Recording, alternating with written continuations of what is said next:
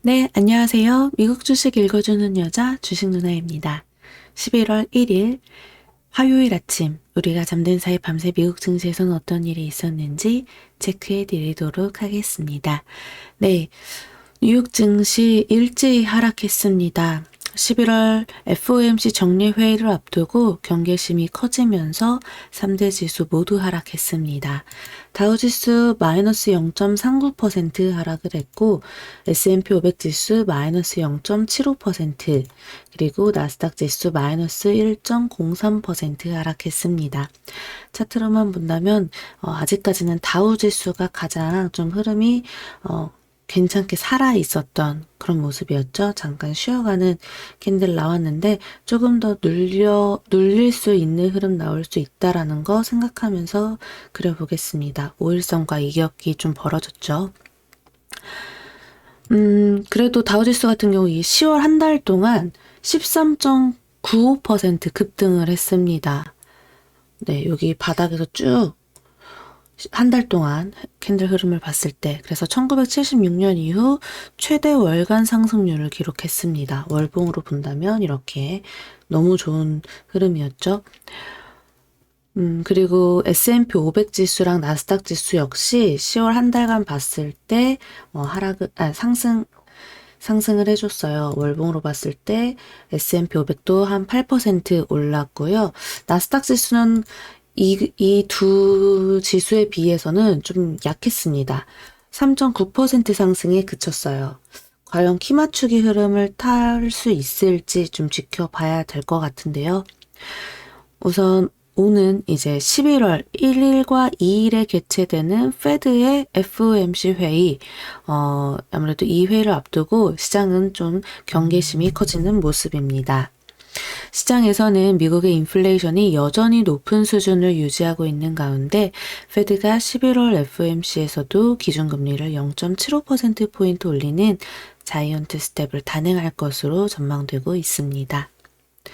페드가 4연속 자이언트 스텝을 단행할 경우 미국의 기준금리는 3.75%에서 4%가 됩니다. 다만 다음 회의부터는 금리 인상 속도를 완화할 것으로 기대하고 있죠. 특히 제롬 파월 페드 의장이 기자회견을 통해 어떤 메시지를 내놓을 것인지에 대한 관심이 집중되고 있습니다. 시카고 상품거래소 페드워치에 따르면 연방기금금리 선물 시장은 11월 자이언트 스텝 가능성을 88% 이상 반영하고 있습니다. 또 12월 추가 자이언트 스텝 가능성은 50.6%, 그리고 빅스텝 가능성을 44.3%로 나타냈습니다. 골드만삭스는 내년 3월 페드의 최종적인 기준금리 상단이 당초 예상치인 4.75%보다 높은 5%에 이를 것이라고 전망을 수정했습니다.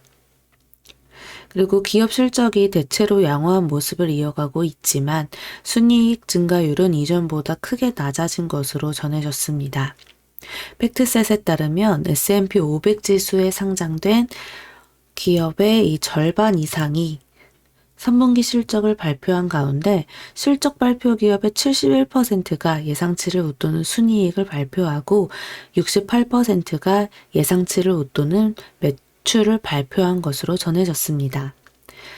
다만 순이익 증가율은 2.2%로 2020년 3분기 마이너스 5.7% 이후 가장 낮은 것으로 전해졌습니다.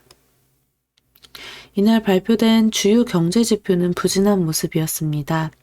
공급관리협회 시카고 연방준비은행이 발표한 10월 시카고 구매관리자 지수는 45.2로 2개월 연속 50을 밑돌면서 제조업 활동이 위축세를 보이고 있음을 시사했습니다.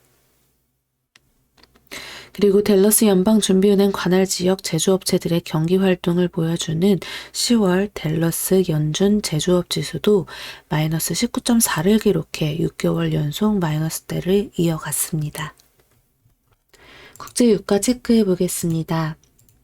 WTI 12월 인도분 가격은 전거래일 대비 1.37달러 하락한 86.53달러에 거래 마감되었습니다. 이날 채권 시장은 FOMC 경기 감소 약세를 나타냈고 달러화는 강세를 기록했습니다. 대표적인 안전자산인 이 금 가격은 좀 하락을 하는 흐름이었습니다. 업종별로는 대부분 좀 이렇게 약간 엇갈린 흐름이 나타났는데, 이 기술주 그리고 반도체주들이 좀 부진한 모습이었죠. 최근 부진한 실적을 발표했던 메타 같은 경우 인스타그램 오류 악재까지 겹치면서 또다시 큰 폭으로 하락을 했습니다. 마이너스 6%대 하락을 했고요.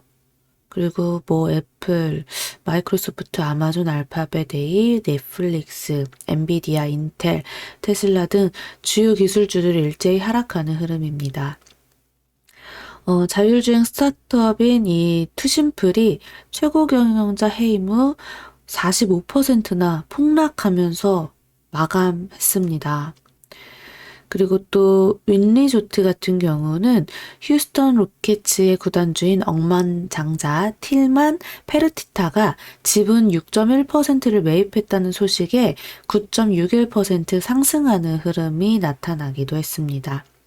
그리고 니콜라 같은 경우 수소 공급업체인 키스테이트와 협력하기로 했다라는 소식이 들리면서 18% 급등 마감되었습니다. 이렇게 종목별로 뉴스에 의해서 움직이는 종목들 있었고요.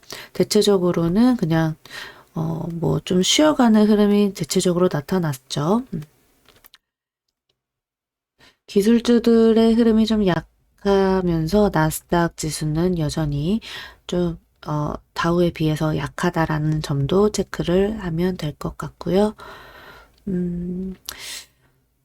애플 같은 경우도 이제 사실 실적 이후 엄청 좋은 흐름 보여줬지만 이 로이터 통신이 중국의 코로나 억제 조치로 인해서 다음 달 아이폰 생산이 최대 30% 감소할 수 있다라고 보도를 했는데 그러면서 1.5%대 하락하면서 마무리가 되었습니다.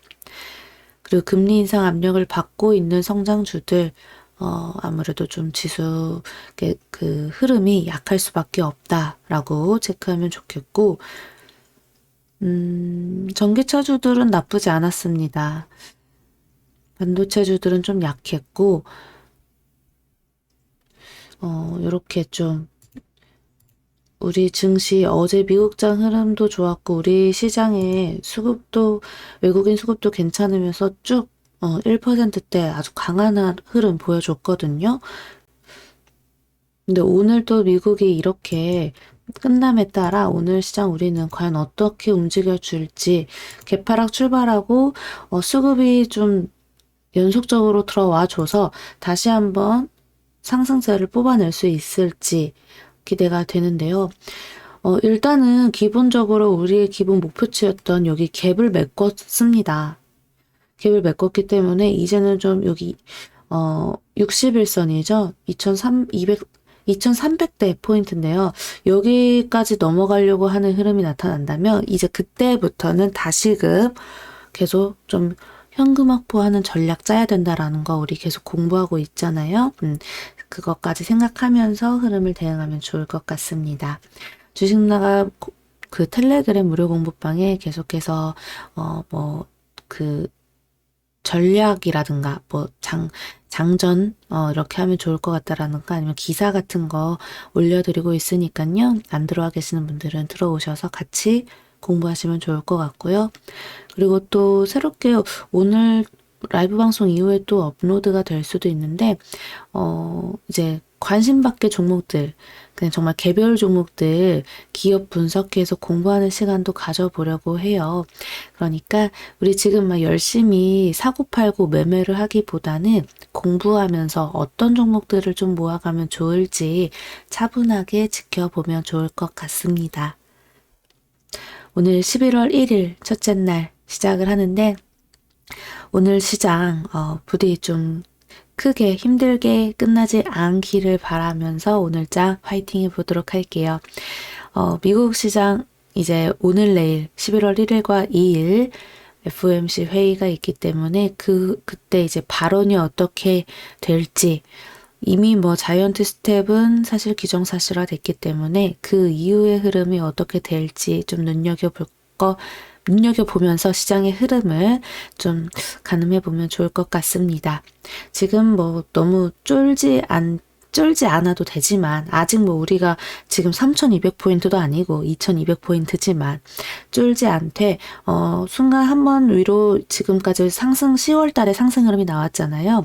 그럼 또다시 밑으로 밀렸다가 갈 수 있다라는 점을 생각하면서 밑으로 밀렸을 때 우리가 어떻게 대응할지, 어떻게 줍줍하면서 버텨볼지 그 시간을 그렇게 공부하면 좋을 것 같습니다. 오늘도 좋은 하루 보내시고 화이팅 하세요. 우리는 이따 밤 9시 라이브 방송에서 만날게요. 또 만나요.